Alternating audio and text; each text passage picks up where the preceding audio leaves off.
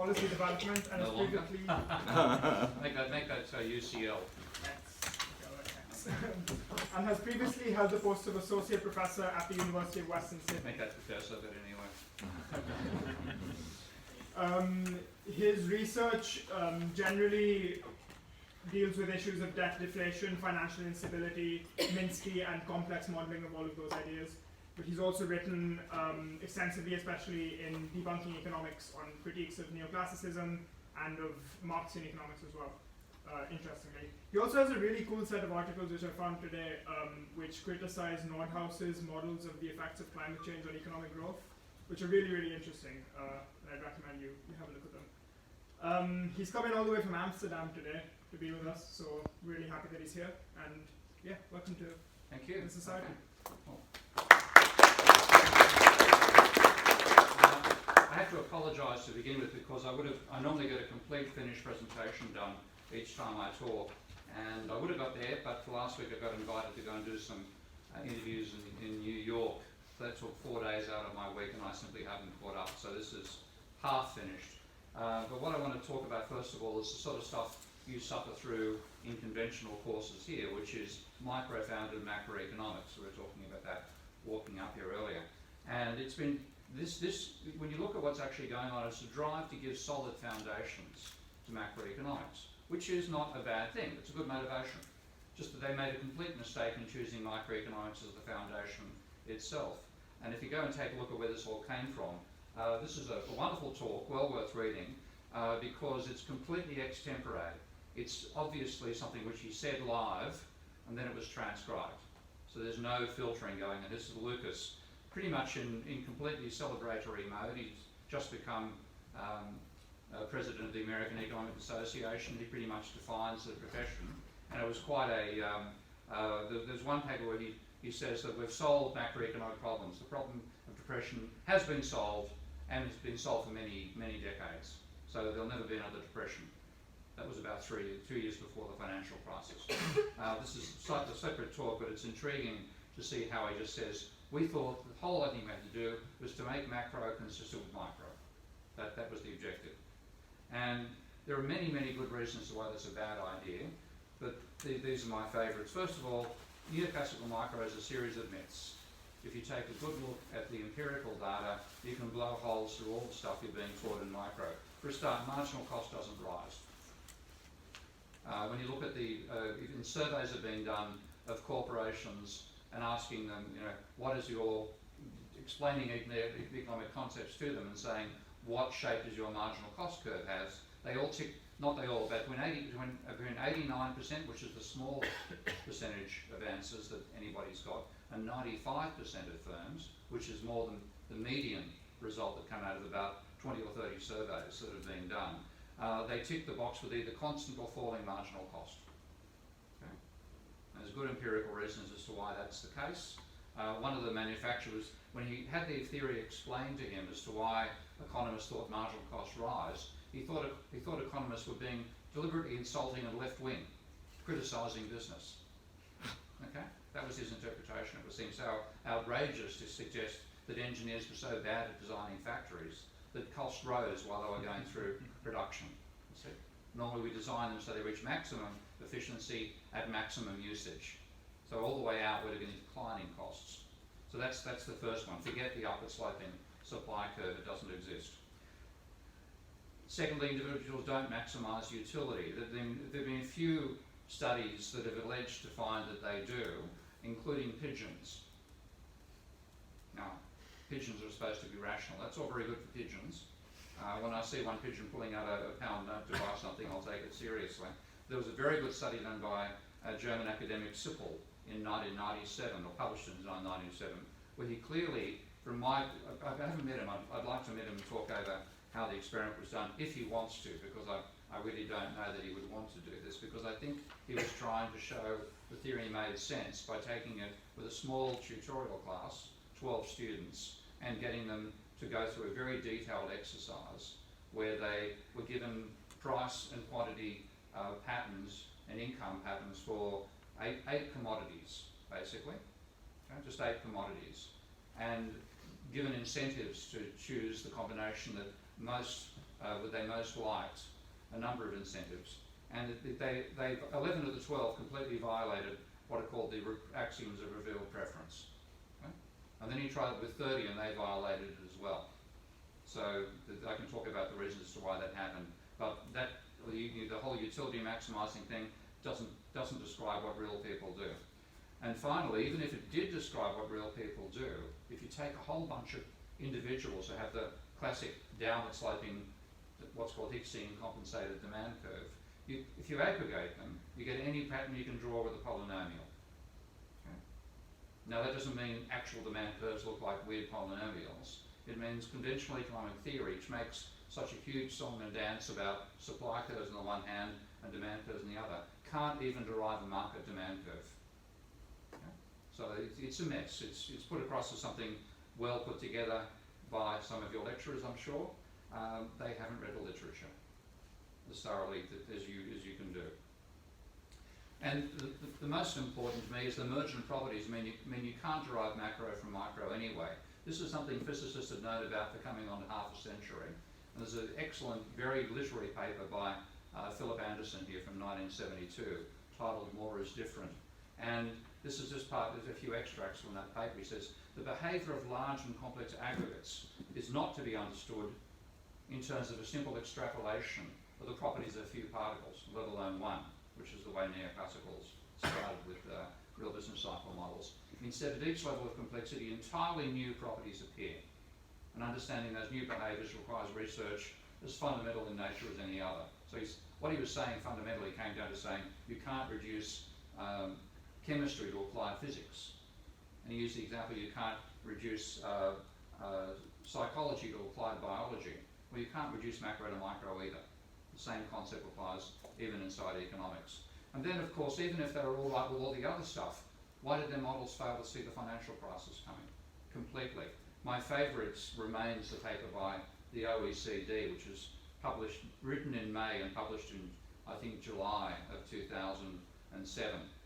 And here it's saying that we're going to have, the current economic situation is in many ways better than we've experienced in years.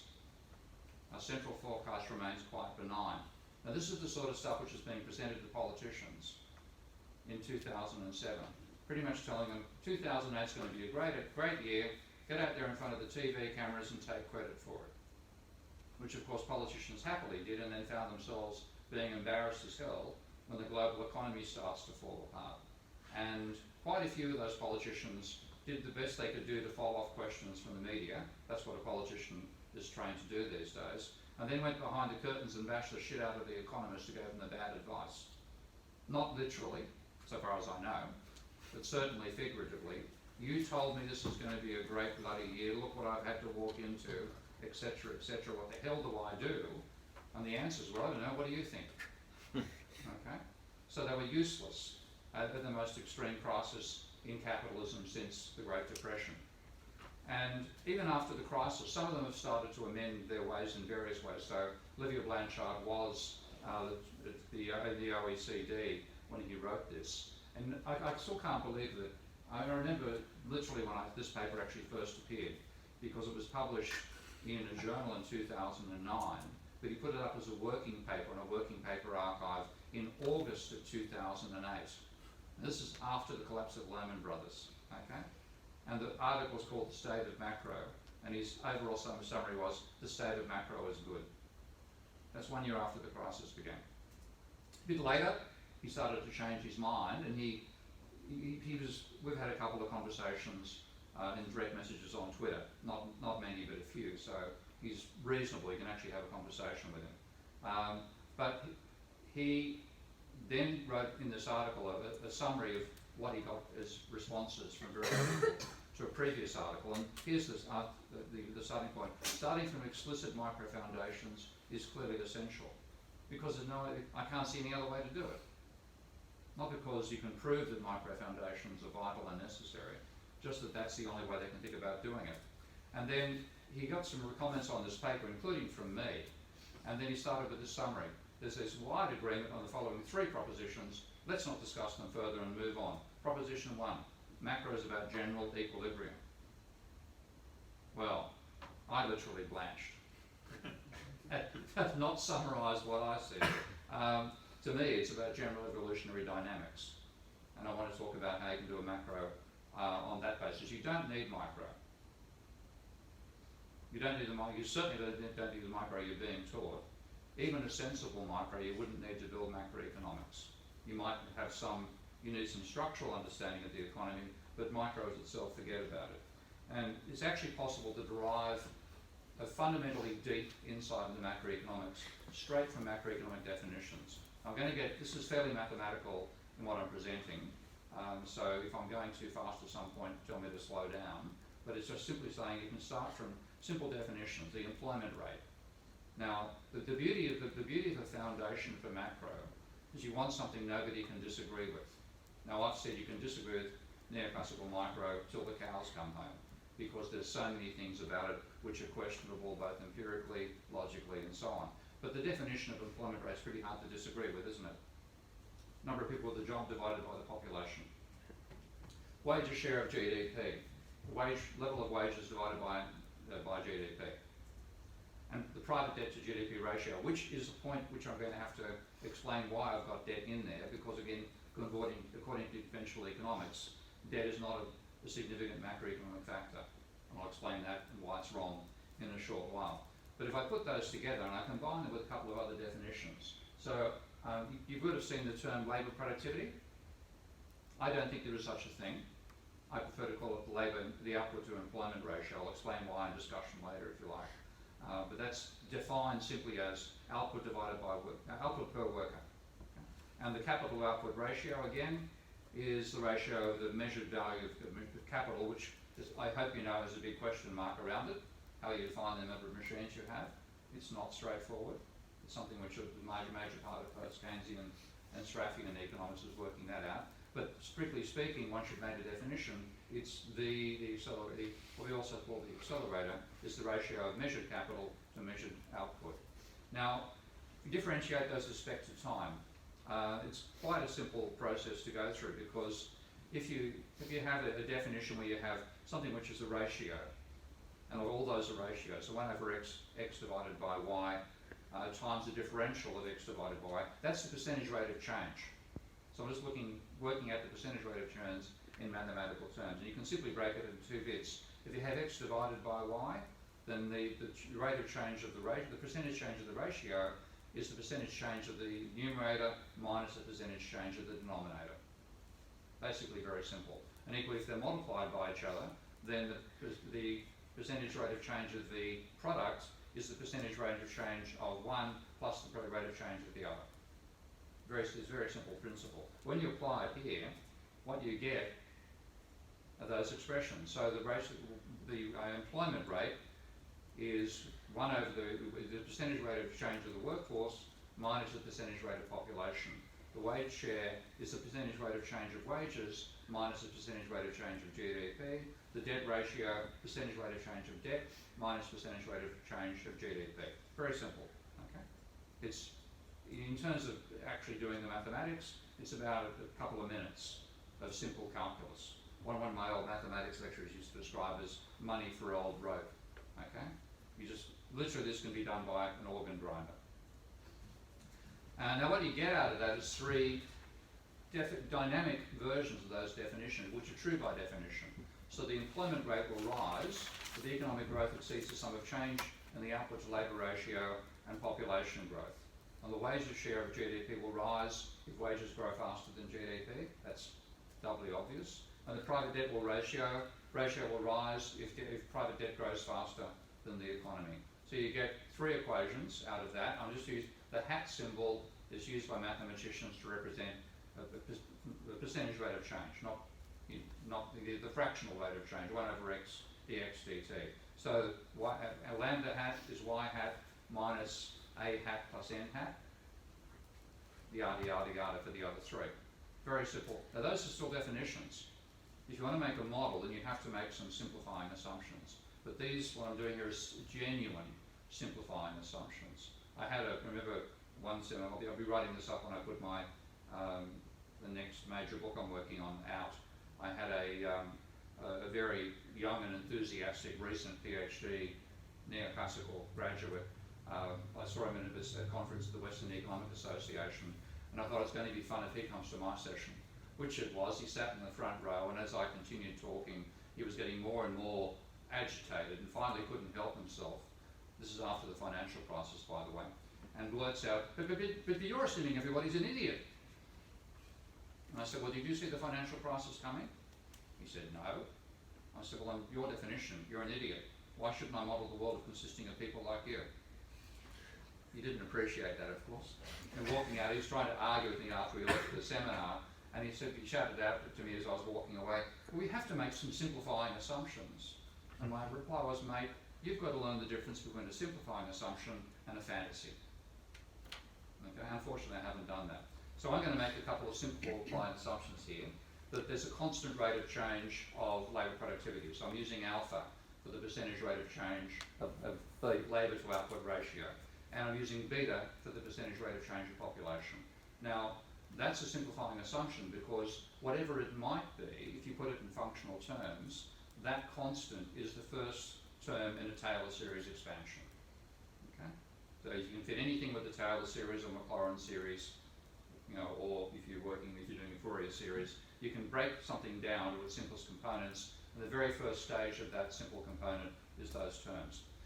A constant capital output ratio that varies, and I've got a better explanation as to what that is than just a ratio, but I'll leave that for a moment. And a uniform real wage, uniform profit rate, uniform depreciation rate.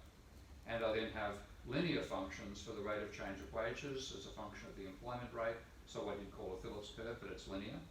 And a linear investment function which relates the percentage of GDP devoted to investment to the rate of profit. So the wage change function is a simple linear thing. That's the slope of the function, that's the value of employment, and that's the value at which there's no wage change. This is the investment function for gross investment as a fraction of GDP. That's the slope of the function, that's the actual profit rate, and that's the point where capitalists invest exactly earnings, rather than no more, no less than earnings. And then I have credit financing gross investment.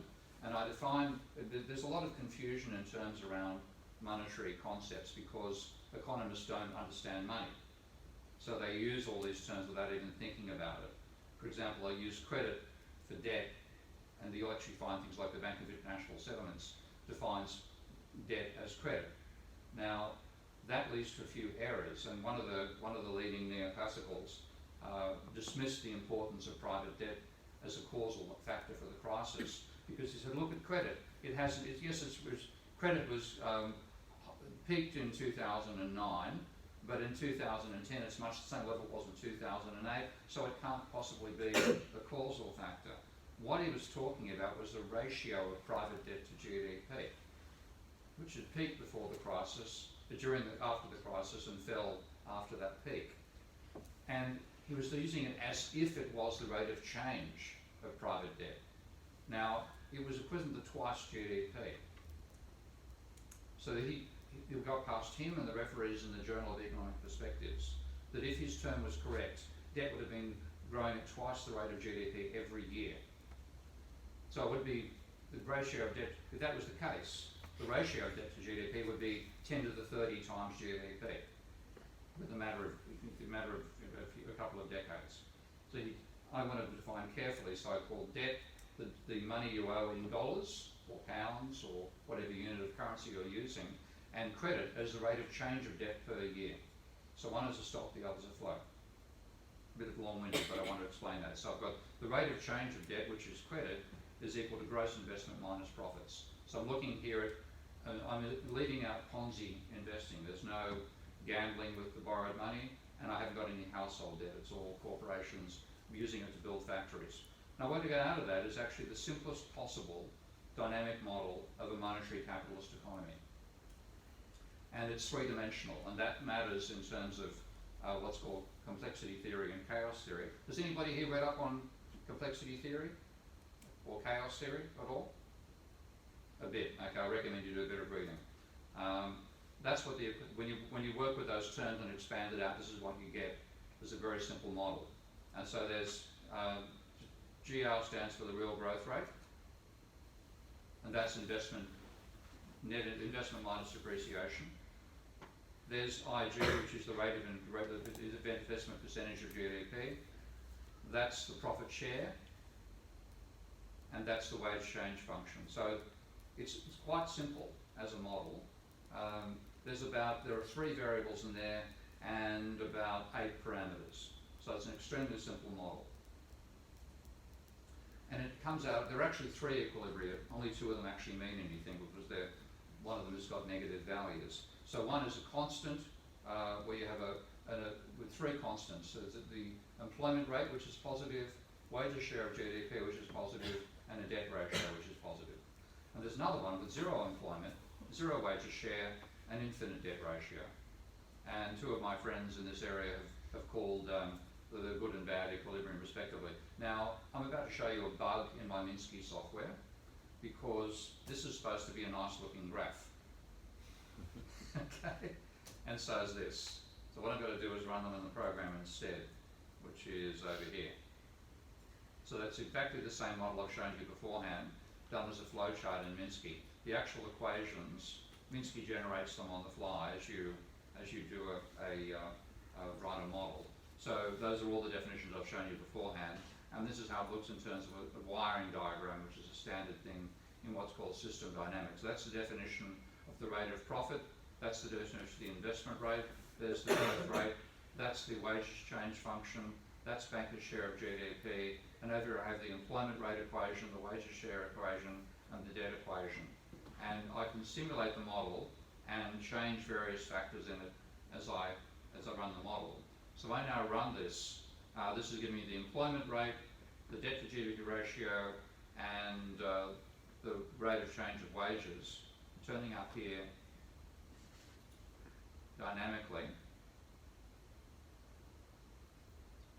And here I'm plotting the employment rate against the wages share of GDP and the employment rate against the profit share of GDP. And down here I'm modelling the wages share of GDP against debt and the profit share against debt. And everything's converging nicely. It's, neoclassicals don't work with models like this, but it's the sort of world that they think they live in, where the equilibrium is stable.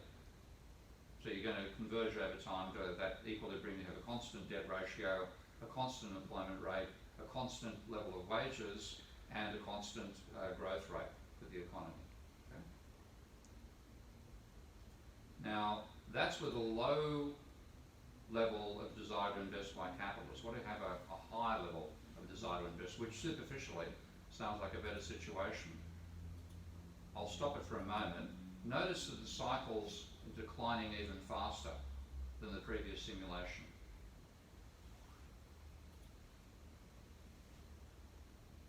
But after a while they stop declining and they start rising. That convergence is now becoming a cyclical divergence. Obviously, when you compare the profit share of GDP to the debt level, the profit share is remaining constant over time. It's cycling around or near an equilibrium, but the wages share is declining. So workers, even though they do no borrowing in this model, are paying for the high level of debt by a reduced share of GDP going to them. Capitalists who are doing the borrowing are getting a constant share. Keep on going for a while, and ultimately you start getting enormous cycles that lead to a breakdown. And you may not have noticed, but the debt level is much higher in that simulation than it was in the previous simulation. Now that's the simplest possible model you can build of a capitalist economy with money, starting from first principles. And if I wanted to derive it, I could do it in front of you in about half an hour. And what you've got is a great moderation followed by a crisis, which is what happened empirically. You have a high level of debt to GDP, which is what happened. And you have rising inequality, which is what happened. So inverting the whole thing, rather than trying to derive macro from micro, throw micro out and derive macro from macro, your first principles model starts out pretty damn close to the real world. Now I can extend it to a model with prices, again the same way. I simply bring in prices as part of the model, so I now have, rather than just working in terms of real GDP, I have nominal GDP, which is real GDP times a price level.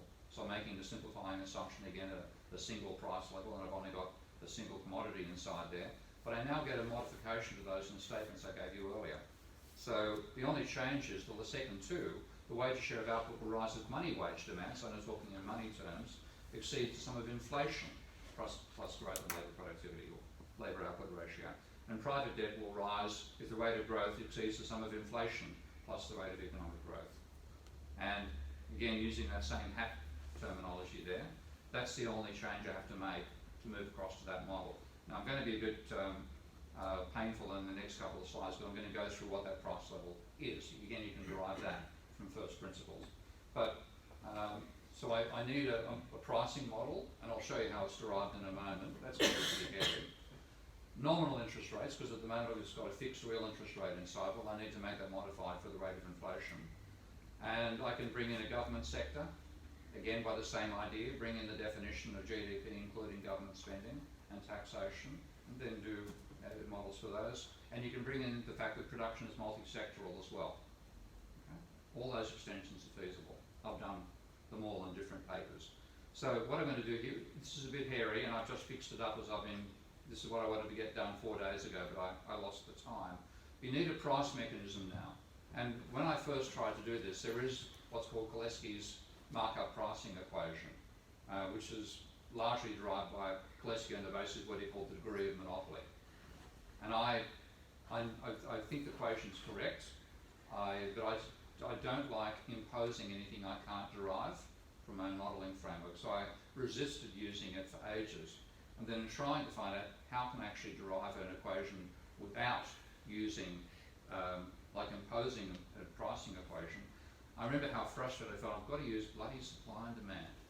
Okay? But I used a flow of supply and a flow of demand, monetary supply, monetary demand. And it was dynamic, starting from a flow. So I began from this idea of a price mechanism where you have the rate of change of prices is minus 1 over tau p. Now what the hell does that mean? This is using a concept from engineering. And you'd be far better off learning engineering than economics if you want to do any decent economics. Because engineers, A, go taught a far higher level of mathematics, they learn realistic assumptions, and the tools they've developed are appropriate for looking at the economy as a dynamic system, not an evolutionary one, but a dynamic system. This is what's called a time constant. And what it's saying, the reason for putting it in a fraction there is that you can use a raw number for it as well, but the tau p there stands for the number of years that it take to fall to a target value. So if you have, let's say if I have 1 there, there's a value saying that means 1 year. I'm saying prices will converge to equilibrium over a year.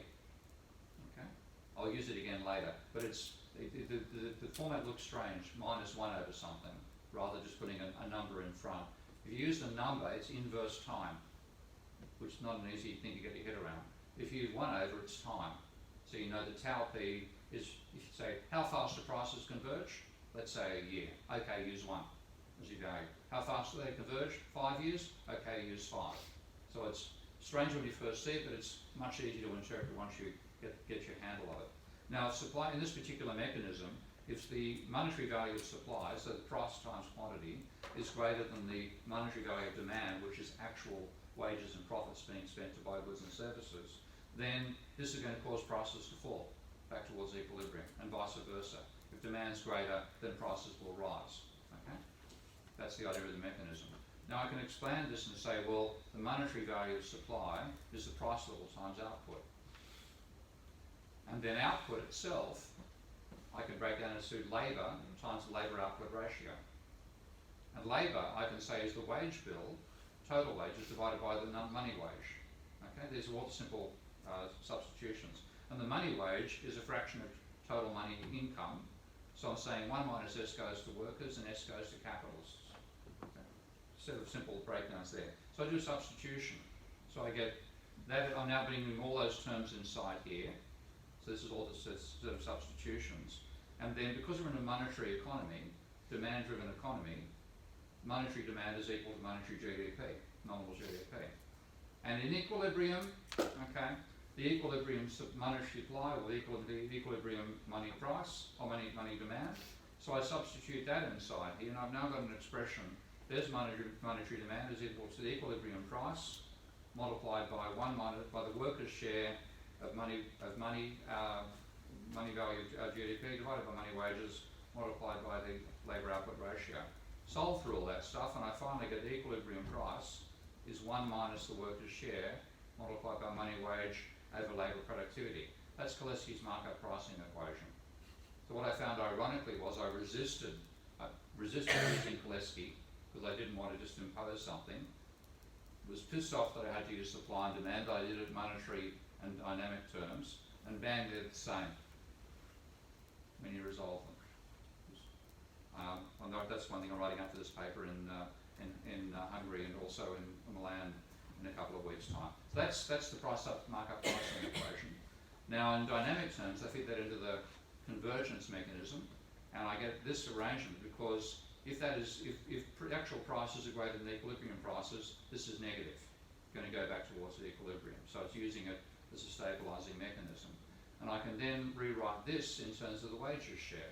I know this is getting pretty hairy, okay? You thought you were getting away from a lecture, you're clocking on after 7 o'clock, but still. Okay. So I go through doing all those substitutions, yada yada yada, and I finally get the equilibrium price stated in terms of the current price and the worker's share of GDP. Now this becomes relevant because one thing we have to explain, one thing you might be getting in your macro lectures is why a wage rise is so low these days, why price is low, why wage rise is low. In this model, it turns out that a rising level of private debt causes a fall in workers' share of GDP. Okay? Now I put this into the equation to get an inflation expression, and I finally get this thing here. Maybe go back up one up here. So I've now got the rate of inflation expressed in terms of the workers' share of GDP. And if this has got a negative trend, then so will inflation. And this has a negative trend with rising debt. So again, a very simple model, this is still quite simple, derived from first principles of macroeconomics. Tells you more about the real world than any neoclassical the most advanced neoclassical model won't tell you as much about the planet as this model does. Now, there's another disaster. This is the graphics hassle, so let's take a look at that in the full term. This is that same model in Minsky. Now again, I know this stuff looks horrific when you first see it. I'll just drag over here and explain the logic. This is saying, no, I didn't want that to happen. Right, okay. There's gross investment in real terms. Subtracting depreciation gives you real investment in net terms. Integrate that, you get the capital stock. Divide that by the capital output ratio, you get real output. Divide that by labour productivity, you get how many workers are hired. Divide by population, you get the employment rate. Feed that into a wages change function and multiply by the nominal wage. You get, and integrate, you get the current wage. Multiply it by labour, you get the wages bill. Subtract that in interest payments from output, you get net profit. Divide that by the value of capital, you get the profit rate. Feed that into an investment function, you get gross investment, real investment. And if that the value of real investment in money terms exceeds money profits, you've got to borrow money. And if you borrow money, you've got to pay interest on it. Okay? And then all the rest is just defining the logic of that system. So I'll just change back to full scale. That's the whole monster there. And let's just simulate it. And again, this is just a third stage model. There's a lot further that can be done to push this further and see what happens with it. Now what you get for a start is a system that's cyclical. You've got booms and busts going on there. You have a rising debt ratio. You have a declining rate of inflation. You have a falling wage share of GDP. Notice the profit rate looks nice and stable. Okay? Stable but cyclical. You then go into a period of increasing cycles. You see the cycles getting bigger there. Still a rising level of debt. The interest rate is now down at the floor. Don't allow a negative interest rate, though given the current behaviour of central banks, maybe I'll have to in future models. Then the cycle seemed to die out, And capitalists in particular think everything is nice and stable. What they don't realise is that their profit, the remainder of the GDP after their profit, is going to workers on the one hand and bankers on the other. And they basically couldn't give a brass razoo as to who it goes to. What's happening over time with the rising level of debt, it's coming at the expense of workers. Workers have now technically so weakened that they're now accepting the maximum rate of wage cut they will accept. The dynamics I've shown you on deflation have hit, so you've now got falling prices as well as a positive interest rate, and suddenly the debt charge they're paying to capitalists overwhelms the reduced amount they're giving to workers, and the profit rate plunges.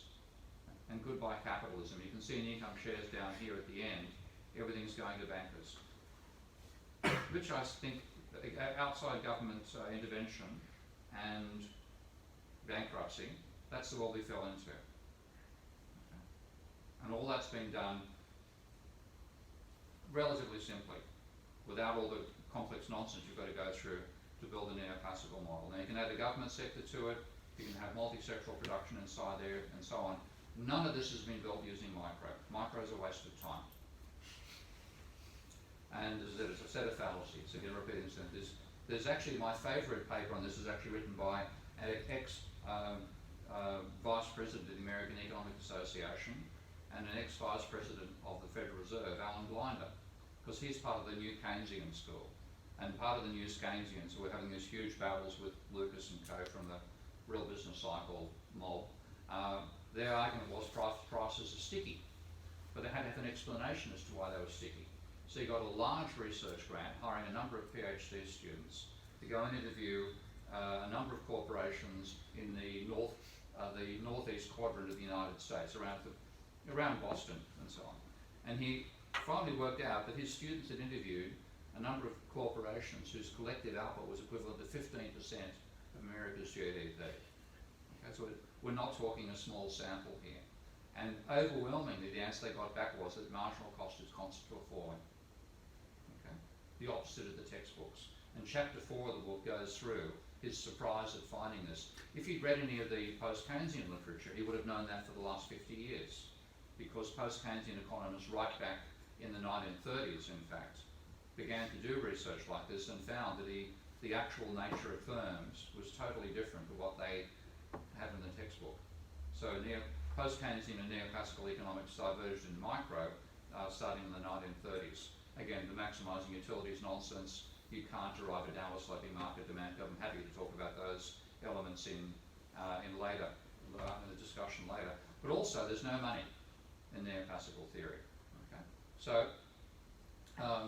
why is the money not there? We'll talk about that in a moment. Now, all this stuff, you have to work really, really hard to build a model of the DSG model in particular. It's extremely hard work, but it doesn't tell you what happens in capitalism, and it leaves money out, except for one person, Michael Kimoff, who's about the only neoclassical model who understands money and happens to be a very good friend. Now, let's look at the money issue as well, because, again, your macro doesn't include money. Why not? Well, because of the loanable funds model that says banks are just intermediaries, and the money multiplier model that says the government controls the amount of money by manipulating reserves plus the reserve ratio. Now, in 2014, the Bank of England came up with this excellent paper saying that rather than banks receiving deposits and lending them out, bank lending creates deposits. Have you seen that paper yourselves? Worth having a read, some of you have, okay. And the Bundesbank, they almost felt, I mean, I expected the Bank of England, I didn't know it was going to come out, but I knew some of the authors of those papers, and I knew they were sympathetic to post-Keynesian approaches. So I was delighted when it came out. So it wasn't a complete surprise. I congratulated them on the paper, and I had a bit of a laugh about some of the wheezy words they had to have there to not to totally annoy the Monetary Policy Committee. When the Bundesbank came out, I really could have fallen over. Okay, the heartland of Teutonic pressure for austerity came out and agreed with the non-orthodox people that banks create money. And notice there's a popular misconception that banks are simply intermediaries. It's normally when you say a popular misconception, it's something that the public believes that the experts know is false. This is the other way around. A lot of the public thinks banks create money. It's the so-called experts who think they don't, neoclassical economists. And again, the Bank of England paper again about not the money multiplier not existing, same for the Bundesbank. Now, I have learned a lot from European academics involved what's called the circuit school theory, particularly an Italian economist, Augusto Graziani, who died about 8-10 years ago now. And he pointed out that if you're in a monetary economy, this is a beautiful paper, I highly recommend reading. Monetary economy has, each exchange is not two people with two commodities trying to work out a relative price. It's two people, one with money, the other with a commodity, and they're doing an exchange where it's a transfer of money from bank accounts. So he said all exchanges are triangular, which there was an enormous insight from my benefit in building the Minsky software I've done. And what I want to now show you is that it's essential to have the idea that banks create money, which is the real world, as part of your macro. Because if you don't have banks creating money, then all the effects I've shown you beforehand don't happen. So I want to show why money matters, why credit's part of aggregate demand, and therefore why leaving out the banking sector from macro completely distorts macroeconomics.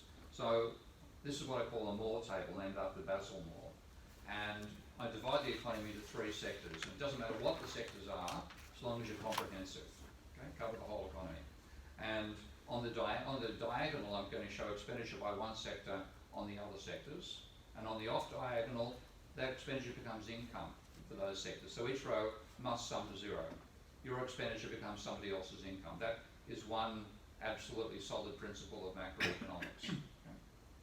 And misinterpreting that is a lot of what leads neoclassicals astray. Now, column sums can be non-zero because that's income, expenditure in one element and income on the other two. So a sector's expenditure can be greater than its income or less than its income. And there's three possible monetary arrangements. One is where you can't lend or borrow at all, using money for transactions, but there's no lending, no borrowing. Loanable funds, the neoclassical model, where you lend money, and I show lending along the diagonal because if you think about, if you bring lending into this model, how would you show it?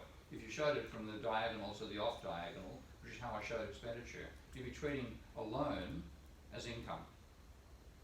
No, it's not. You don't pay income tax on a loan. Okay, so you've got to show it along the axis instead. And then the real world, where banks create money. So I bring in a fourth sector, which is the banking sector, and the banking equity has to start there as well. And what a bank does when it lends, its assets rise equally to its liabilities, for the banking sector as a whole. When a bank creates money, it creates a loan on its own, on the asset side of its ledger, and a liability on the a deposit on the other side of its ledger.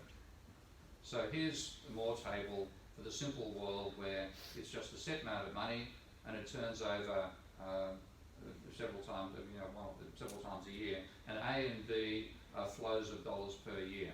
So that's expenditure by sector 1 on sector 2 and 3. That's the income generated by the expenditure by sector 1 for sector 2 and sector 3. And the sum has to be zero. That's income received by sector 1 from sector 2 and sector 3. And that's effectively, if you were to work out what's going on, you add up the diagonal, or you add up the off diagonal and take the negative, that's expenditure, or you add the off diagonal and you get income that way. So that's aggregate demand. Okay. And if I take the what's called the trace of the matrix there, and substitute that A plus B plus C plus D plus E plus F is effectively the velocity of money times how much money is in existence. It's Milton Friedman, M times V. Okay? That's the standard expression. Now, when you have loanable funds, this is the thing that Paul Krugman loves. One sector lends to another sector, and then the other sector spends. I've got sector 2 lending to sector 1. Sector 1 pays interest, which is why sector 2's done the loan in the first place. And because there's a flow of new loans, there must be an existing stock of loans. And then sector 1 spends on sector 3. I can make it more complicated than that, but I still get the same basic principle out. So now I've got credit and interest turning up in there. So there's a flow of credit from sector 2 to sector 3. Nobody borrows for the sheer pleasure of being in debt. You borrow to spend. So you spend that credit on sector 3. Okay. And then I go through and do the same exercise. Credit cancels out. Okay. The increased expenditure by sector 1 comes at the expense of less expenditure by sector 2. And it cancels out whether you're adding up the diagonal or the off diagonal. But you get interest, and it's actually gross interest payments, a part of nominal GDP in this model. So credit cancels out. And what that means is, if loanable funds describe what banks actually do, then it would be correct to leave them out of macroeconomics. Okay. Now the real world, banks lend to non-banks. So I have sector 1 borrowing from the banking sector. Sector 1 spends on sector 3 and has to pay interest to the bank. So it's a more complicated table, and I've now got everything happens in the liabilities and the equity of the bank. So there's the creation of credit.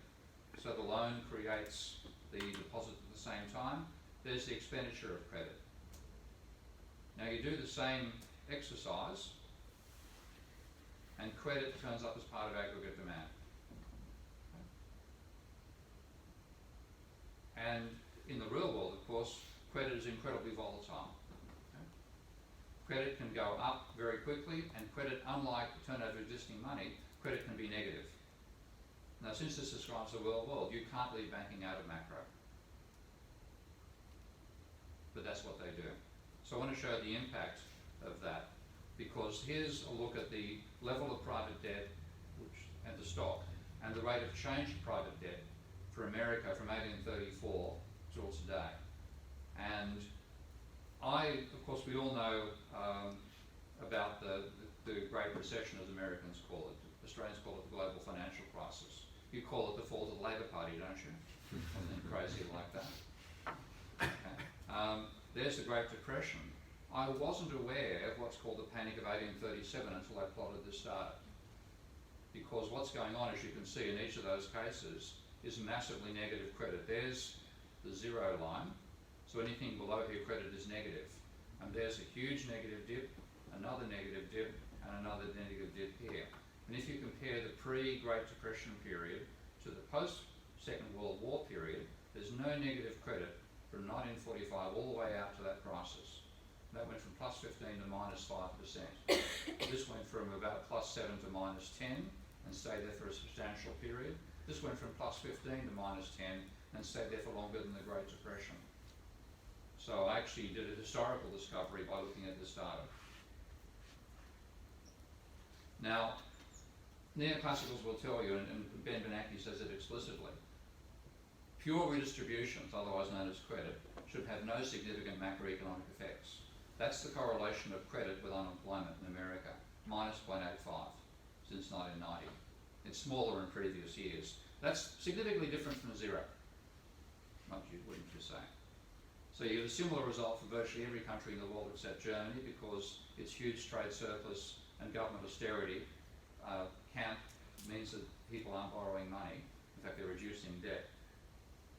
But it applies globally.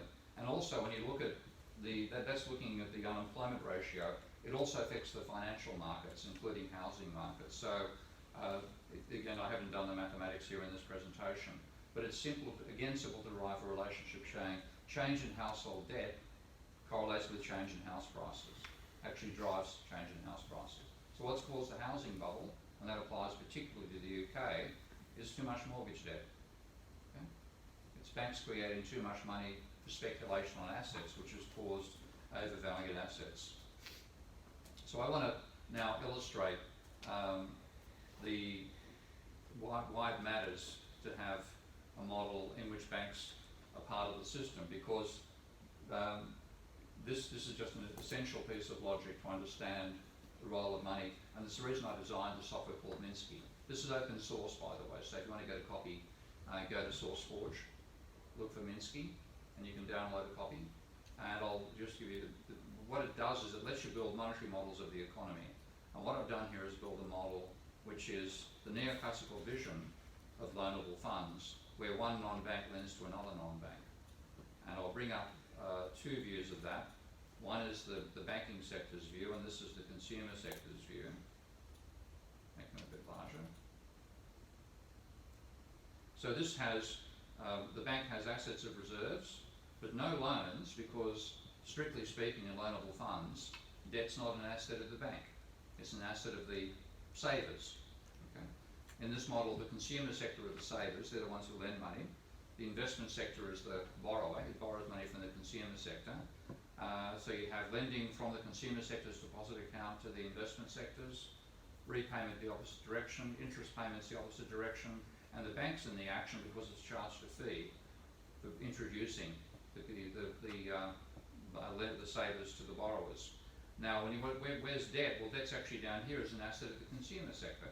So to lend money, necessarily, the consumer sector's deposit account has to fall and the debt level rises, and they equal the opposite direction. Repayment reduces debt and increases the amount of money in the consumer sector's deposit account, and then interest payments increase the equity of the consumer sector, and paying the fee reduces the equity of the consumer sector. Is that reasonably okay? Understand? What's going on down here, by the way, is hiring workers, buying intermediate goods, workers consuming, and bankers consuming. So it's just an accounting view of the world. And it's, does anybody here learn accounting? Okay, yeah. I didn't at the university. I learned myself accounting by building Minsky. Now I think I know it pretty well. So I think we need to learn this to actually have it as part of the way we think about the economy functioning. Well, let's now look at simulating this model. So I've got over here my time constant for lending is 7, meaning roughly speaking, if nothing else happens, lending will double the level of debt in 7 years. And I've got repayment being 9, meaning roughly speaking, over 9 years, repayment would halve the level of debt. Okay, that's roughly the way you can think about those terms, not quite the exponential terms, but that's close to it. So I now simulate the model, and what I get is an economy with no growth, because there's no change in the nominal level of output, constant GDP therefore, a rising level of debt, but no change in the money supply. Now if I increase the rate of lending, so I reduce the time constant from 7 towards 5, watch what happens to the growth rate. It dips a bit. Nothing like the GDP. If I now slow down repayment, the growth rate dips even more. You've now got an accelerating level of debt compared to GDP. But really, bugger all has happened to the GDP from a huge change in private debt. Now, if I now go reverse direction and repay more rapidly, there's a spike to the growth rate, but it disappears after a while. The debt level plunges, but again, not much has happened to GDP. So structurally, if this was an accurate model of how banks actually operate, yeah, you could ignore banks in macroeconomics, no problem. Okay? But of course it's nonsense. So let's just go back and I'll make this, set back to the original values there, 7 years for the rate of repayment and 9 for the rate of lending, and come across to the consumer sector, and the offending column here is saying that debt's an asset of the consumer sector. That's loanable funds. Well, in Minsky I can just delete that column and delete the operations that are associated with it. And I can go across to the banking column, banker's table, and make room for an extra asset there. And since I've deleted debt as an asset of the consumer sector, but it's still there as a liability of the investment sector, when I click that down arrow, it tells me any liabilities that haven't yet been allocated as an asset, because one person's asset, other person's liability. So I click here. Notice lend and repay are turning up in the investment sector, but they're not turning up in the consumer sector or anywhere else. Now if I click here, they turn up on the asset side of the banking operations. So those rows are now correct. Interest is, I've deleted interest. That hasn't turned up because I deleted interest going to the consumer sector. So I simply say, well, interest is paid to the bank, and let's forget about the bank fee. Now I've made no other change to the model. I should make other changes to make it more consistent, but I just want to show the impact of going from a world where banks don't lend money and create it to where they do. So start the simulation. You get a positive rate of growth. Rising debt causes rising money supply. If you increase the rate of lending, there's a boom. If you slow down repayment, the boom gets bigger. And if you go in the opposite direction and have slower lending and faster repayment, you have a slump.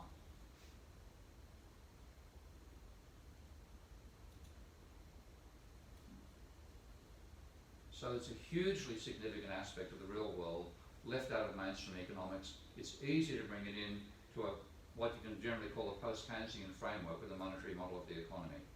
So you go from a world where money doesn't matter at all to one where it's essential.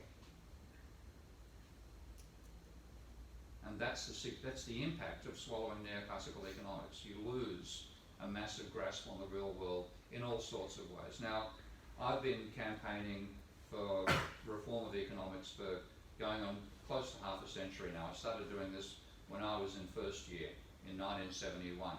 So I'm not very far from my 50th anniversary of being a rebel economist.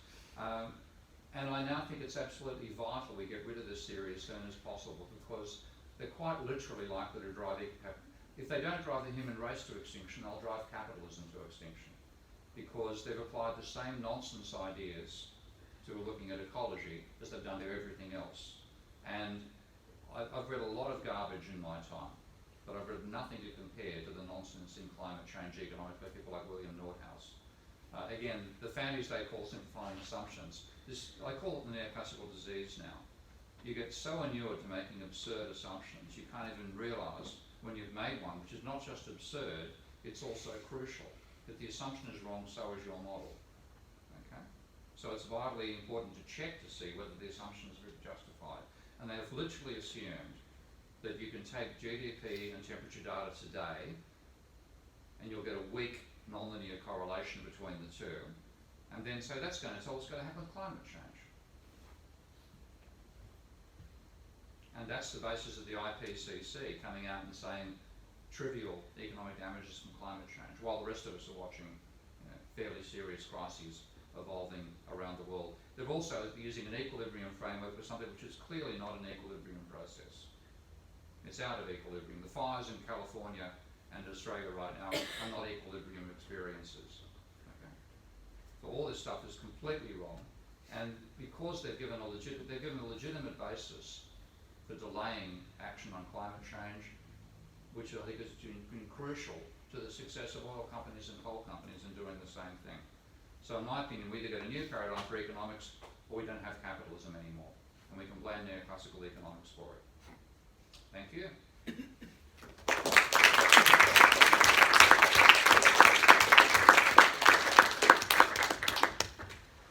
Right, thanks very much.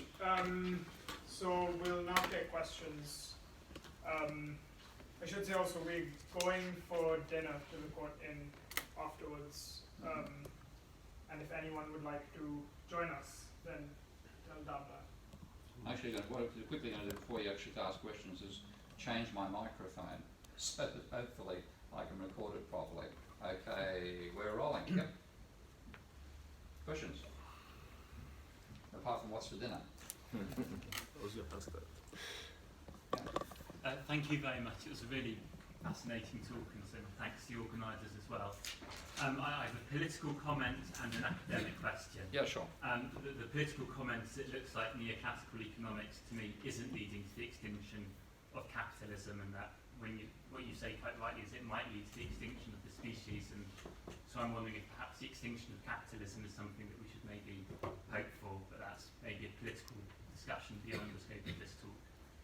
My academic question, which is much more specific, is about sort of accounting conventions in your models. So I study the history of accounting and the importance of accounting conventions in the history department. Yeah. So like you, I'm having to learn accounting from the outside. Yep. I've seen you in other talks talk about the importance of incorporating double entry bookkeeping into your models. Yep. So I'd be interested to hear about that. And you also said in your talk about growth being, well, I have to check my notes, the rise of productivity minus depreciation. Yeah. So investment minus depreciation. Yeah. And so I'm interested in that because depreciation, as I understand it, is an accounting convention that can be done in lots of different ways. Yeah. What's your thoughts on that? The simple thing I'm doing depreciation really saying machines wear out, and effectively technological change makes them obsolete as well. So that it's not really an accounting convention for depreciation I'm using there.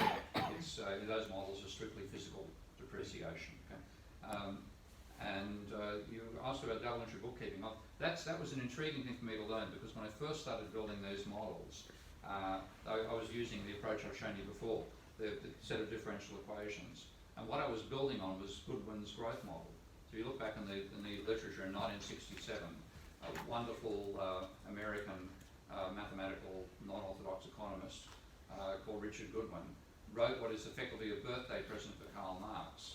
In 1967, 100 years after Capital was first published, he put into mathematical form a verbal model of cycles in chapter 1 of Capital. And this verbal model was something just out of the blue. I mean, most of Capital, Marx assumed wages were constant and equal to subsistence. But in a few paragraphs he talked about wages varying and the rate of accumulation and the rate of profit and rate of wages, and finished up by saying, to put it mathematically, the rate of accumulation is the independent, not the dependent variable. The rate of wages is the dependent, not the independent variable.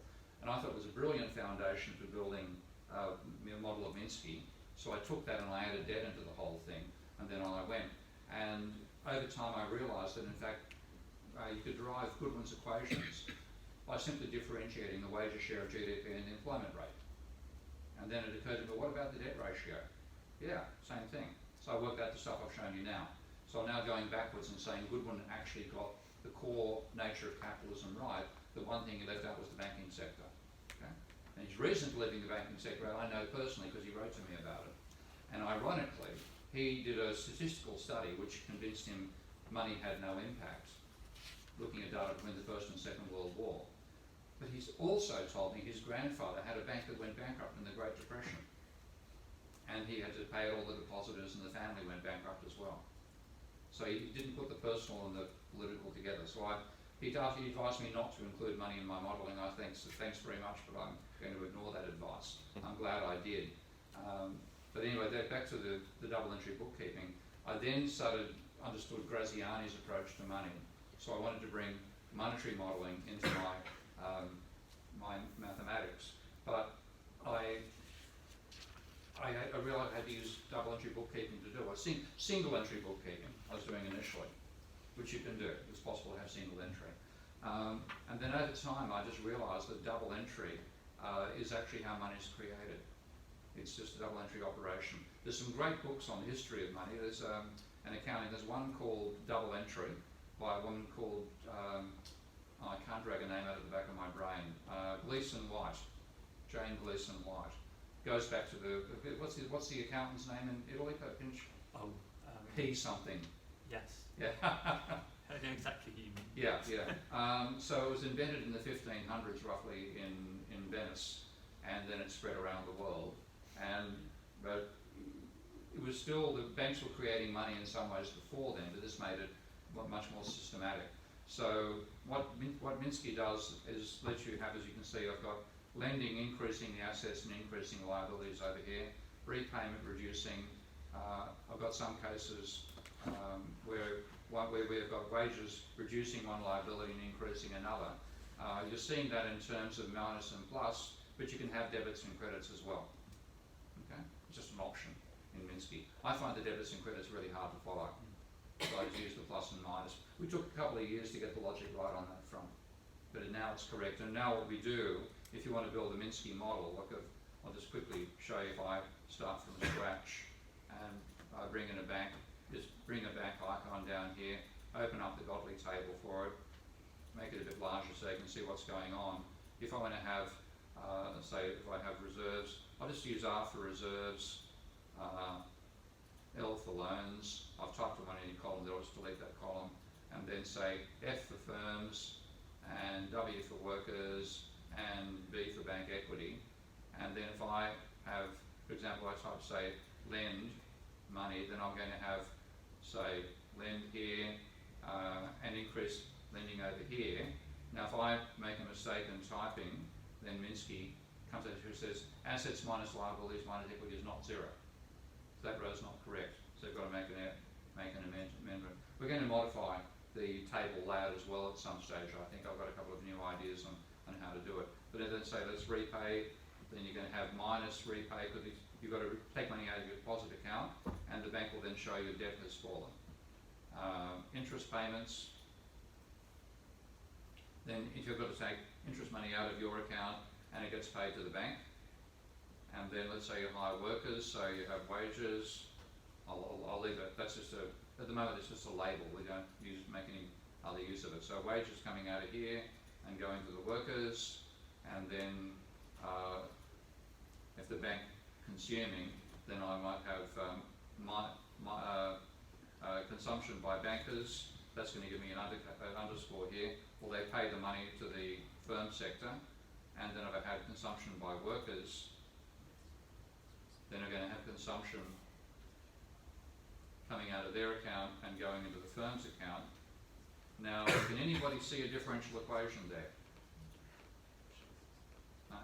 What you're actually doing is defining a set of differential equations. And Minsky's making sure they're consistent. And it can handle an enormous level of complexity now. So this is done by a master's student who's now since started his PhD with me. I'll just bring it up. It's a horror to look at. And what we're doing now with a grant from the Friends Provident Foundation is we're drastically improving the usability of the program. So a whole lot of the stuff that's absolutely unreadable here is going to go onto a separate tab. Okay, but that's a model of the Portuguese economy. Now all this stuff here are definitions. Let's look at the financial sector. All that is based on the actual national accounts. And so by carefully filling out all the national account operations and then doing some regressions to fit the data, he's built a model of Portugal which is more accurate than the model the central bank or the treasury use, because they're doing the classical models that don't include banks, debt and money. Okay. So the idea is to make this an engine for large-scale monetary macroeconomic modelling. Long answer to your question. I hope that's okay? That's great. Yep. I've got to ask a question. How did you break your ankle? Football match last week. Huh? I had a football match last week. Oh dear, okay. It's one of the reasons I play tennis. Okay. How did you break yours? You said you broke yours. In the factory accident Okay. with a forklift truck, getting a hand-operated forklift truck, pushing my foot against a crate of bottles of water, bottles of wine. Yeah, it wasn't pleasant. Yeah. If neoclassical models are not able to predict empirical evidence or what is actually happening in the real world, why do people stick to them? It's a religion. Fundamentally, the people who've been trained in this stuff, their minds have been so used to thinking this way that they can't really think any other way. And I think it also starts off with a sense of zealotry. I remember believing this stuff when I was doing it in high school, when I first learned it. And what you get, and I'll use this analogy as walking up here, it's like an intricate Swiss watch. Okay? You've got, and everything is correct about the world, everything is right in the world. So you have equilibrium, very important ideological concept. People get what they deserve, the marginal productivity theory of income distribution. It's all like clockwork, and just like a clock, if you take one set of gears out of the clock, it doesn't work. Okay? So the whole thing ties together, and if you challenge any bit, bang, it's all gone. So consequently, people believe it describes a perfect mechanism, like a perfect Swiss watch, and they want to make the world like a perfect Swiss watch.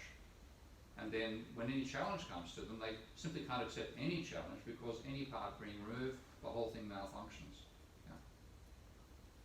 You're not sure? It's kind of confusing to me because I don't do economics at all. I do physics. Excellent, good stuff. We also have beautiful models which are like working like clockwork, but they don't predict the reality at all.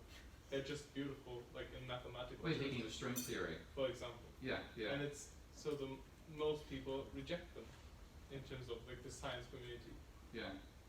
Because you can't make predictions. All predictions are wrong. It's like why should you even agree on it as a research community?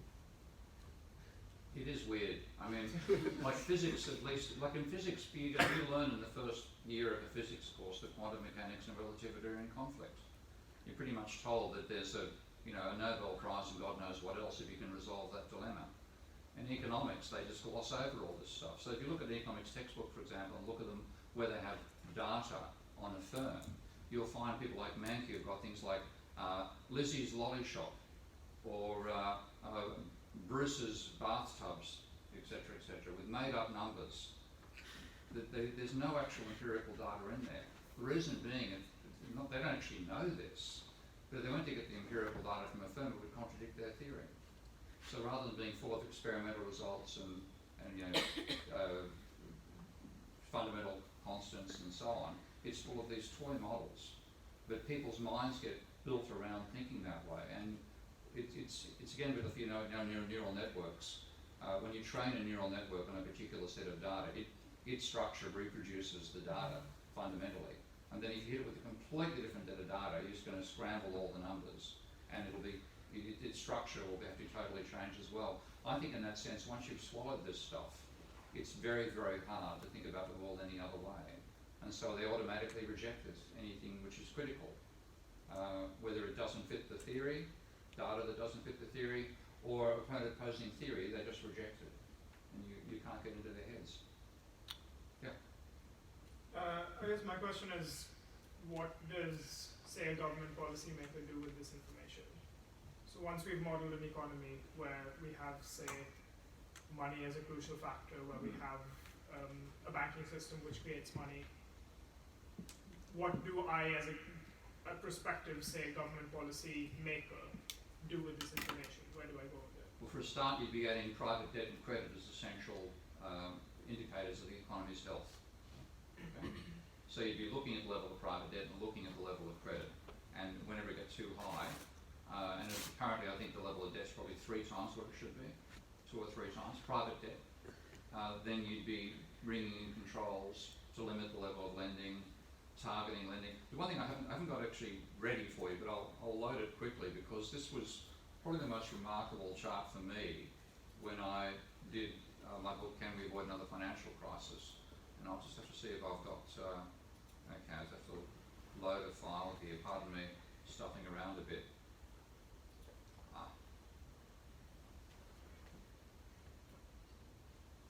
I think my program's freezing here, getting not responding, which is often a product of Windows rather than the program. So I'll bring up the book and just see if I can bring up that particular chart.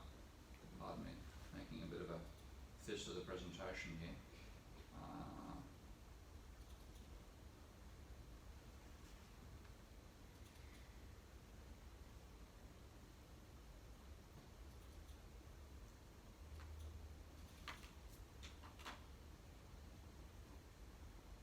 Paging through. I'll know when to stop.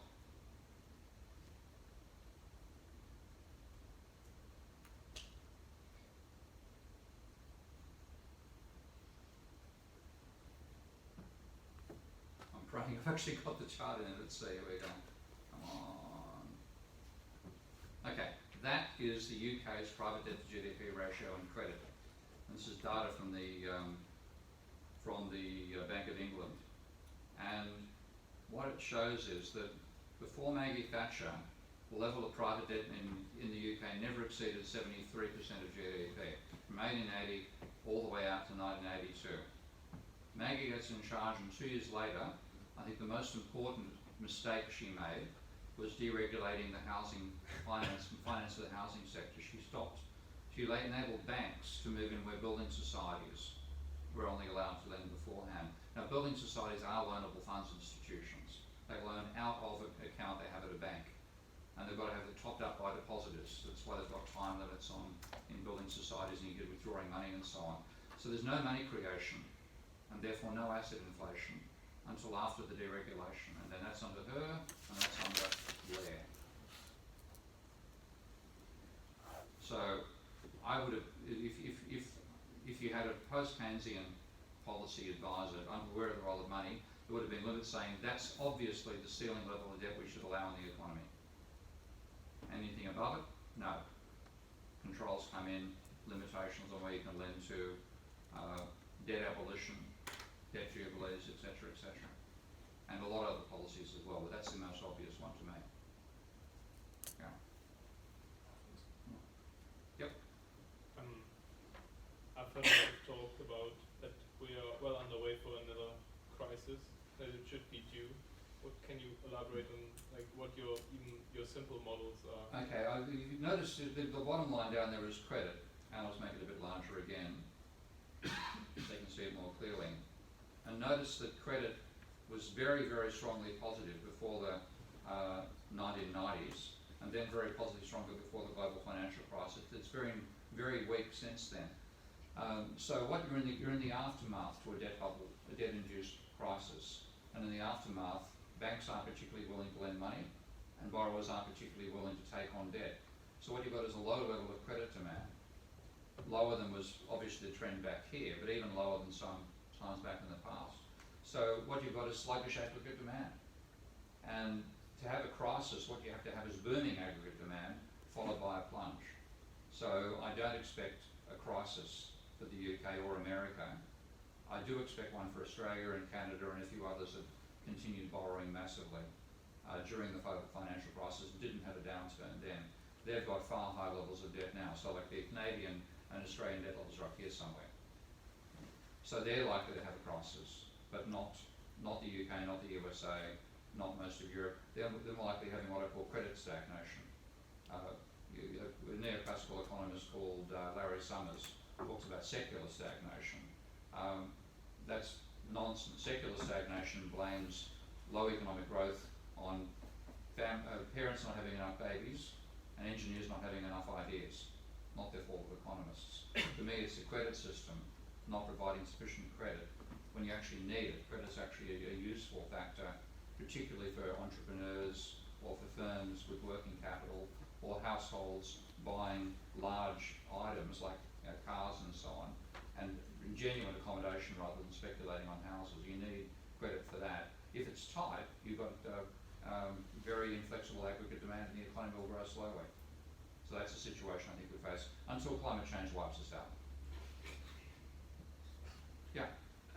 I've got two very different questions. One, I'm interested in the concept of monetary sovereignty. Or Will you speak up a bit so I can hear you? sorry, yeah. I'm Monetary interested sovereignty. yeah, or the lack of monetary sovereignty in certain countries in the global south. Just your comments on the role of that and how your models take that. I'll answer that one and go to the other two because people ask me three questions like this, I always forget number one. Okay. The other one was shorter. I wondered on your thoughts on the future of the dollar as the global reserve currency. So, what can I tell about what? The role of the US dollar going forward. Keynes, one of Keynes's neglected statements, one of my engineering friends pointed out to me, was above all else let finance be national. He's against having international finance, and he also is in favour of controls on the scale of deficits and trade surpluses and trade deficits by having an international currency called the Bancor, which would be issued relative to the size of national economies, trade in a fixed exchange rate to national currencies, and if you started running low, then you have to depreciate your currency. But if you're accumulating a surplus, you are taxed on the surplus, and the surplus is used to finance development in the third world. So he was strongly of the opinion we should not have international finance, which of course is all we have these days, not to use a national currency, and to restrict trade deficits to no more than about 2% of GDP. Now we're in a world where they're running it in some countries 10%, surplus is certainly 10%, Germany was running that high, Japan, China, Korea, etc., etc. And that, Keynes regarded surpluses as reducing aggregate demand, because a surplus country takes money out of the deficit country. You get a slowdown in economic growth courtesy of trade surpluses being too high. And so he wanted to control trade surpluses. And I agree with that.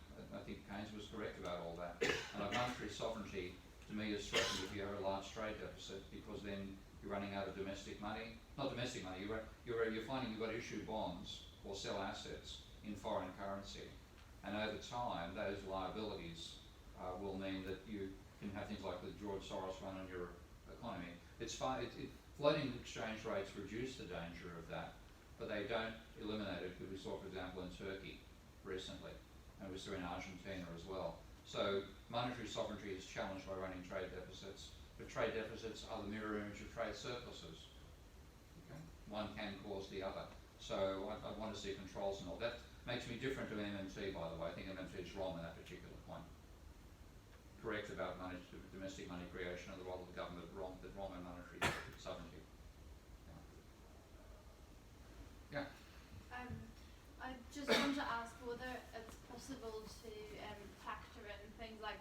institutions and Like the what? way institutions Hmm. and the way Asimov and Robinson described extractive and inclusive. Would you be able to include these things in the models? Because surely they affect a lot of things like trusting the government and banks within the country, and then these lead to things like loss aversion, and they obviously affect investments. Yeah, and so loss on. aversion is overrated. I think they actually recommend you look at the work of O.A. Peters and what's called the Ergodicity Economics Group in London, because they're finding, I've never been a great fan of behavioural economics, because for a start their reference point is neoclassical definition of rationality. Well, according to neoclassicals, there have been two rational people in history. One was Jesus and the other is Nostradamus, because they define rationality as capacity to accurately predict the future.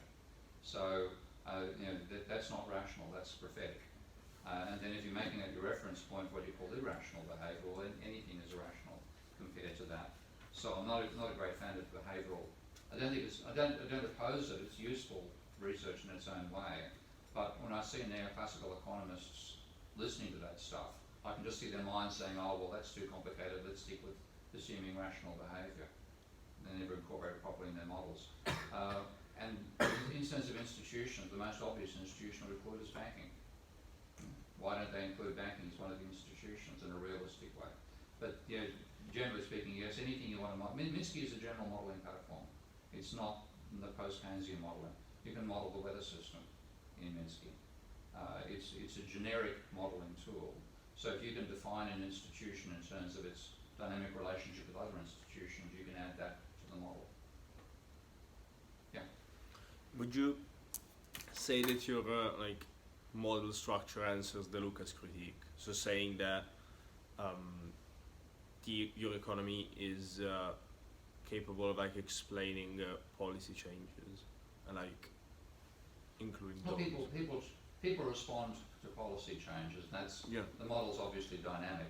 So you just can add in more elements of dynamic responses to what other sectors are doing. But the Lucas critique is vastly overrated. There's actually been some very good empirical arguments against it, saying, well, just how much does it matter that people change their behaviour in response to policy versus the impact of policy? And if you see original papers coming out of that, there were some that argued, for example, that because the public knows the policy objectives of the central bank, the government cannot fool the public for even one period by, for example, stimulating the economy. That's literally in some of the papers coming out of the Lucas critique. It was really all about trying to argue government can do nothing.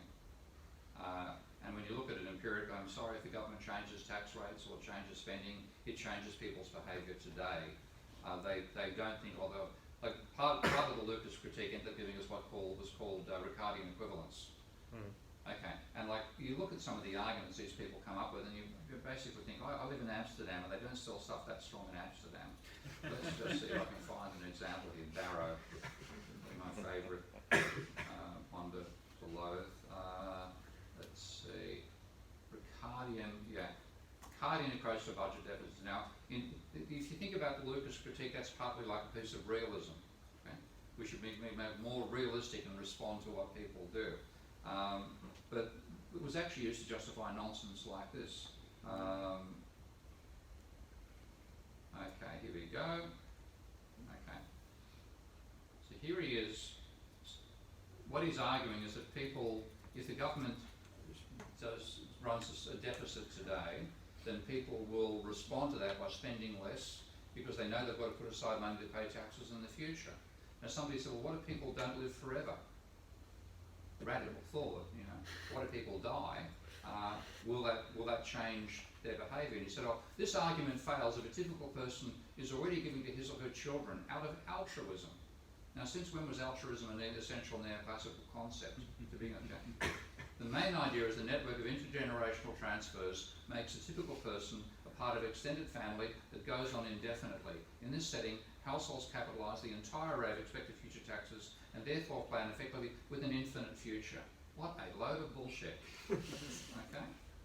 But that became part of neoclassical theory, courtesy of the Lucas critique. Realism, Yeah, no, like, no, exactly. Like, I agree with you. What came out of the Lucas critique was this stuff. Pardon, Like, sorry? I agree with you that like what came out of the Lucas critique Yeah. was this stuff, but like the Lucas critique itself is like an answer to the stagflation that we saw in the 70s. Yeah. That was not explained by the macro models that existed, as far as I understand. Yeah, as far as they understand, because they never read Phillips in the first place. I mean, again, this is why one thing I emphasise in debunking economics is read the originals. Let's just take a look at Phillips here, because they, here we go. This is the original, let's see, where are we? This is the original Phillips curve paper here. And if you read the paper, you'll find that he says, he just talks about the wages responding to the employment rate. But then he says, the second factor, the rate of change of unemployment might also affect wage demands. Then he has a third, cost push inflation. Now if you actually included all that in your Phillips curve, you'd have a model which fits the entire phase space of the 1960s to 1970s, because there was an oil price hike, 2 oil price hikes. There was huge wage demands with full employment, really full employment, leading up to 71, 72, 73. There was a debt crisis, which was completely missed by the neoclassical, but they don't even look at the data. But the first major credit collapse occurred in 1973 to 75. So there are Minsky and post-Keynesian explanations of that the neoclassicals never read. They never read the originals. They read their own textbook versions, and they really were critiquing Samuelson, because if you look at the people like Lucas and co, they were rapidly anti-government. The Samuelsons at least had a role for government in his whole model. The whole agenda was to eliminate a role for government. So do take that stuff with not a grain of salt. Go and drink the North Sea, then you've got enough salt to take that stuff in. Yeah. My question's again about the sort of policy responses to this. So one of Minsky's killer lines is that stability is destabilising, and that you can't avoid sort of moving on to speculative and then Ponzi forms of financing. So is it possible with the correct models, in your opinion, to find the correct way of technically managing the economy to avoid serious crises, or is this a sort of inescapable part of the main serious crisis which they avoid is too much debt, and then too much of a collapse in credit as a result of it. So if you have like the central bank actually looking at this data rather than just collecting it and saying debt levels are rising too fast, or there's too much debt in the society, we need to reduce the level of private debt. Just like they use QE to pump up the financial sector, they could use QE for the people to reduce private debt. So there are mechanisms that exist. They could actually stop having credit bubbles, enormous credit bubbles, and you also have to treat banks as institutions that deserve to be controlled, because banks aren't just like somebody didn't walk out onto a stage and say, just one more thing, I've invented a bank. They got a banking license. It comes with responsibilities as well as rights, and that's been completely ignored, and we treat them like they're God's gift to humanity. And they should tell us what to do. Banks should be constrained in who they can lend to and what they can lend for. You want banks to exist to finance real investment and real consumption. You don't want it financing speculation, gambling on asset prices, particularly when you can prove, as I've done, that level of credit actually is what drives the asset prices. You've got a positive feedback loop. I actually prefer an amplifying feedback loop between change in mortgage debt and change in house prices. So you want to stop house prices rising, stop banks lending more money for mortgages. That's the cause. So once you identify and say that they're a servant of society rather than the masters, then you can control what they can lend towards, force them to lend to the real economy, not for speculation in the financial sector, and be willing to write private debt off, because too much can be created even when you're watching controls, which of course they're not doing. Yeah. Out of curiosity, if your model allowed for negative interest rates, how would it change? Negative interest rates would reduce the level of debt. So actually it's a way of amortizing debt effectively. It's not what they're trying to do with it, they're trying to stimulate consumption, because again, according to their models, debt doesn't matter. Okay. But a side effect of negative interest rates would be compounding effect, reducing debt rather than increasing it. So it could potentially be a stabilising mechanism, and that comes down to the whole question of what should money be? Because we talk about money being a unit of account, the store of value, and a means of payment. Now, the unit of account is obviously vitally necessary, but the store of value is in conflict with the means of payment. Because if you try to save money, you're hoarding it. You're spending it more slowly. If you want to have an economy being driven by monetary demand, you want money spent more quickly. So those two are in opposition with each other. And there was a proposal from a late 19th, early 20th century economist called Silvio Gesell to have depreciating money. Money that actually depreciated if you didn't use it. Now, that was actually effectively the case with high inflation during the 60s and 70s. And that actually encouraged a high level of spending. And that was actually used by a town called Borgel in Austria during the Great Depression to create its own artificial script in place of credit-based money. And that one economy got to full employment, that one town, very rapidly. So there are things we can change. Once you understand that money matters, then you can make changes to the nature of money, or consider making them, which would have a dramatic impact upon the economy. I think our host is looking worried about dinner time. Are we right? Do we have to wrap up? Okay. Probably, Yes. And it says yes. All right. So we have one more question. Okay. One more question. This might be a bit direct, but So- did you see the crisis coming? Pardon? Did you see the crisis coming? Yeah. The long story is I was asked to do a expert witness case for a law case in Australia involving predatory lending.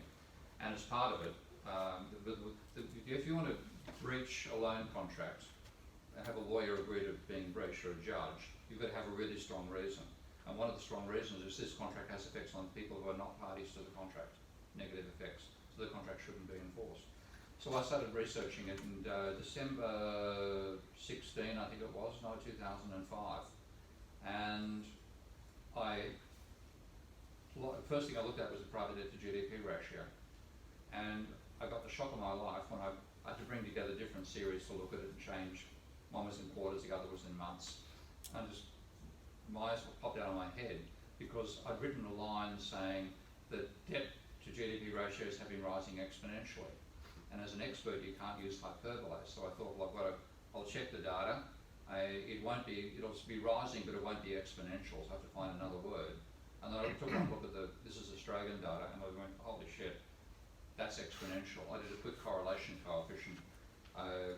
They're both positive trends, so it's exaggerated, but the correlation coefficient was 0.9982, okay, with an exponential. So that I can stick with the word exponential.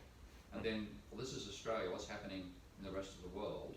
There was no collected database, so I just went looking for the American data, did the same thing, not quite as exponential, but for a longer time period, and the level of debt was higher in 2005 than it had been since 1945. So I thought, well, this has got to be the biggest, when this rate of debt can't keep on rising, when it stops rising, there'll be a crisis. Somebody has to warn about it, at least in Australia I'm the somebody. So I started getting in touch with the media the next day. So that's the long story. So yes, I did. I didn't write published papers about it because I thought there's no time. I'm going to warn the public. By the time I get through a refereeing process, it'll already have happened. And partly one reason why I stuck my neck out was because I knew that the only way you could bring neoclassical economics down was through a crisis. But you wouldn't be listened to after the crisis if you hadn't said something about it before the crisis. So that's why I stuck my neck out. Because what's happened is we've gone from neoclassical economists being asked about my opinions and saying Keynes in a minority of one. That's a quote from an article. I can't actually locate the article that was on Keynes in a minority of one. Now after it, Keynes didn't predict the crisis. Well, screw you, I did. It's the nature of economics. It's not a very pleasant discipline, putting it mildly. Thanks.